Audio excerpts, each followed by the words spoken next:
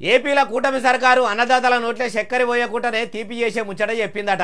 అగోబోదికు ఏలుబడిలకు వచ్చి ఏడాది అవుతున్నా ఏడేసిన గొంగడి ఆడనే ఉన్నది అన్నట్టు ఉంటే ఇప్పుడు మళ్ళా ఏదో తీపి ముచ్చట అంటున్నవేందే బాలన్న, అన్నదాత సుఖీభావ స్కీమును అమలు చేస్తుండ్రా అంటారా అన్ని చెప్తా పాన్రి. వానకాలం సీజన్ సురువైంది కాబట్టి అన్నదాతలకు పెట్టుబడి సాయం కింద పనిచేసేటట్టు ఏపీ కూటమి సర్కారు కొత్త ప్లాన్ చేస్తున్నదట.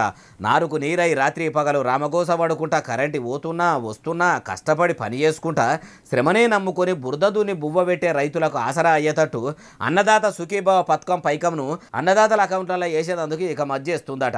ఎన్నికల ముంగడ చెప్పినట్టే రైతులకు ఏడాదికి 20,000 రూపాయలు అన్నదాత సుఖీభావ పథకం కింద అకౌంట్లో వేస్తామని చెప్పినట్టు ఇప్పుడు అమలు చేయబోతున్నదట. అమలు చేస్తాము అనుడు ఉన్నది తప్పితే సర్కార్ అమలు చేసింది లేదు, ప్రజలకు మేలు జరిగింది లేదు.